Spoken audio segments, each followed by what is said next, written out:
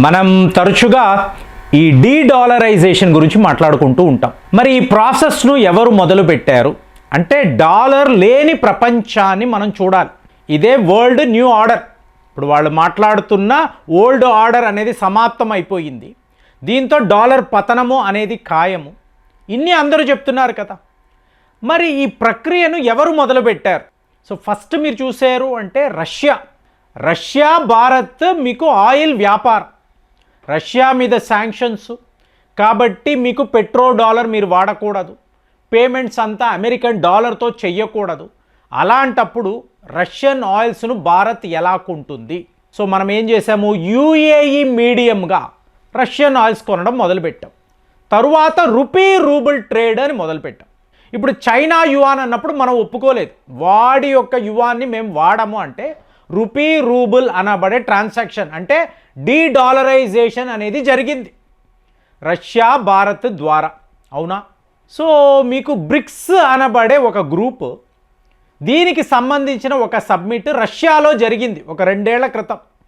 మీరు పుతిన్ గారిని గమనించారు అనుకోండి, ఇదే కొత్త బ్రిక్స్ కరెన్సీ అని తన చేతిలో పట్టుకొని, అంటే అమెరికా డాలర్ పతనమైపోతుంది, ఇక మీదట ప్రపంచము ఈ బ్రిక్స్ కరెన్సీనే వాడతారు అని దాన్ని పట్టుకొని అందులో 5 దేశాల మీకు జాతీయ జెండాలు ప్లస్ మీకు ఈ జాయిన్ అయిన దేశాలు, సో వాళ్ళ ఫ్లాగులు కూడా పెట్టి ఈయన పుతిన్ గారు తిరుగుతూ ఉన్నారు.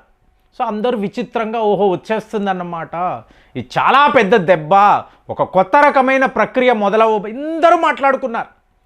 ఇప్పుడు భారత్ ఏం చేసిందంటే సైలెంట్గా ఉంది. ఏమంటే మీరు బ్రిక్స్ కరెన్సీని రికమెండ్ చేస్తారా అంటే మోదీ గారు ఏమీ మాట్లాడలేదు, సైలెంట్గా ఉన్నారు.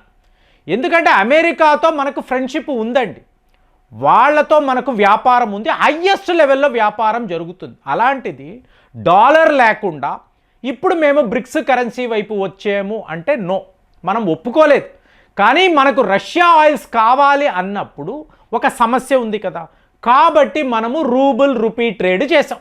చాలా క్లియర్ అండి, మన వరకు మనం క్లియర్గా ఉన్నాం.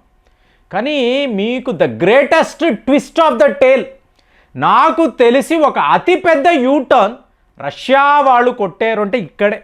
అంటే మొన్న ఏం జరిగింది అంటే రష్యా వాళ్ళ ఫారిన్ పాలసీకి సంబంధించిన డాక్యుమెంట్స్ మీకు లీక్ అయ్యింది. అంటే పని కట్టుకొని లీక్ చేస్తారండి. ఆ బాబో ఎవరో చేసేసారంటారు, వీళ్ళే చేస్తారు.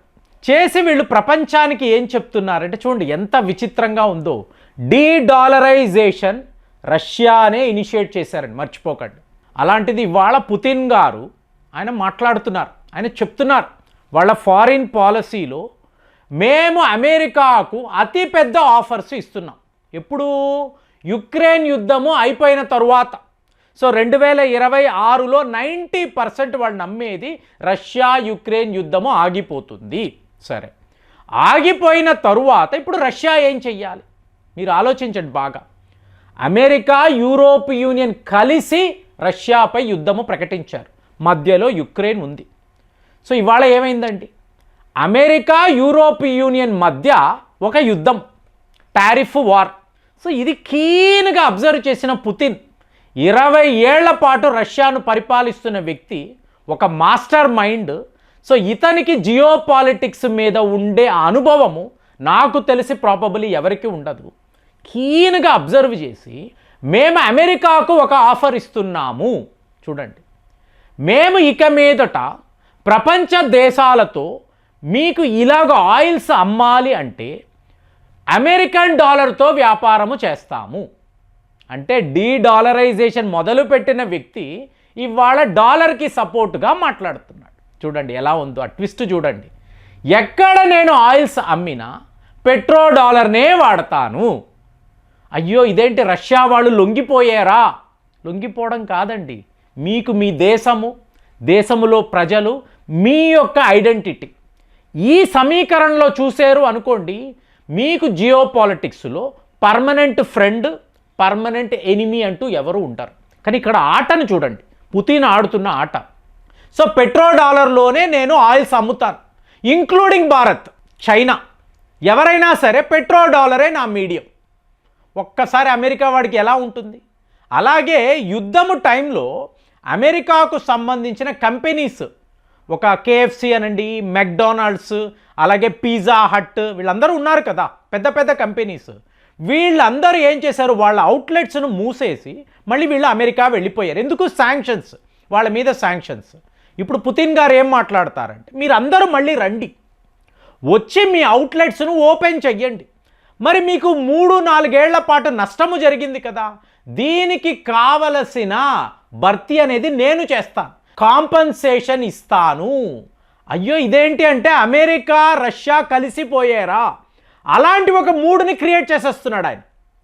ఇక్కడ ఇదంతా చేస్తున్నప్పుడు అమెరికా కంపెనీస్ మళ్ళీ రష్యాలోకి రావాలి, వచ్చి మళ్ళీ వాళ్ళు వ్యాపారం మొదలు పెట్టాలి.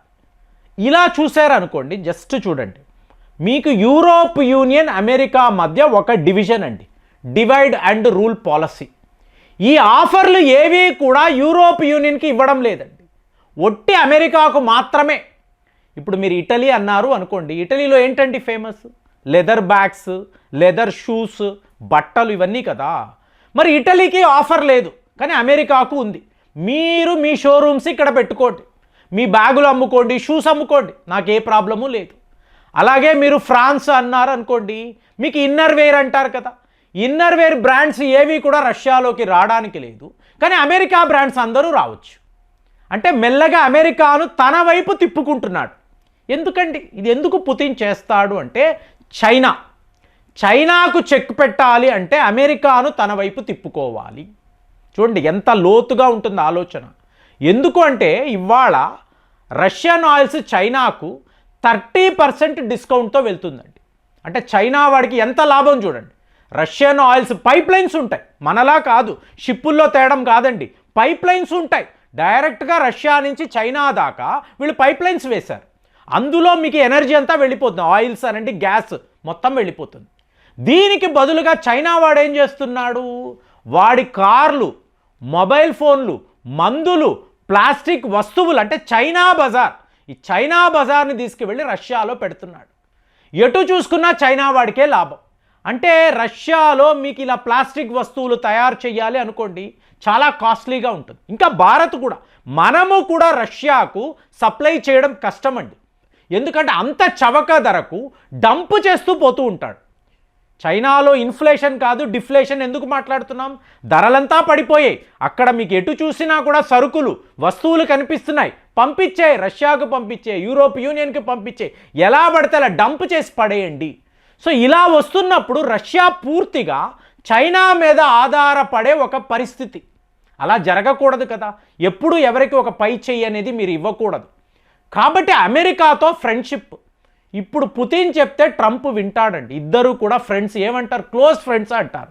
అలాంటిది నువ్వు ఒప్పుకో, యుక్రెయిన్ యుద్ధాన్ని ఆపేయి, రష్యా మార్కెట్ యాక్సెస్ నీకు ఇస్తాను, వ్యాపారము మొత్తము కూడా $లో చేద్దాము, ఓకేనా?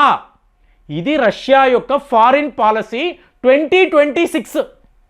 సో ఇప్పుడు మన భారత్ ఎక్కడ ఉంది అంటే, మనం ఏం చేసాము, ఈ యూరోప్ యూనియన్ని మనతో కలిపేసుకున్నాం. సో రష్యా అమెరికా కలిసినా, మనము ఒకవేళ రష్యన్ ఆయిల్సే కొనినా అమెరికా వాడు అబ్జెక్ట్ చేయడు. యూరోప్ యూనియన్కి కావలసిన ఆయిల్స్ వాళ్ళు రష్యా వద్ద కొనొచ్చు, భారత్ వద్ద కొనొచ్చు. అంటే ఒక న్యూ నార్మల్ గురించి మనం మాట్లాడుతున్నామా? మైనస్ చైనా వాడు ఇంతకాలము ఎంజాయ్ చేస్తున్న అడ్వాంటేజెస్ అంతా ఒక్కసారి ఆగిపోయే పరిస్థితి.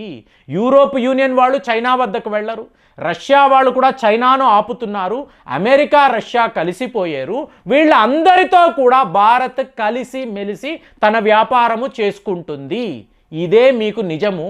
మరి రష్యా వాళ్ళు ఇలాంటి ఒక యూటర్న్ చేసుకున్నారు అంటే, సో ఇప్పుడు అమెరికా ఒప్పుకుంటుందా? మరి యూరోప్ యూనియన్ పరిస్థితి ఏమిటి? ఎందుకంటే అమెరికాతో గొడవలు కదా, మళ్ళీ వీళ్ళు రష్యా మీదే ఆధారపడాలి. సో ఇదంతా చూసారంటే ఓవరాల్గా అడ్వాంటేజ్ టు ఇండియా అని మీకు అనిపిస్తుందా? మీరేం ఆలోచిస్తున్నారు? కామెంట్స్లో రాయండి. మళ్ళీ వచ్చే వీడియోలో కలుద్దాం. జై హింద్.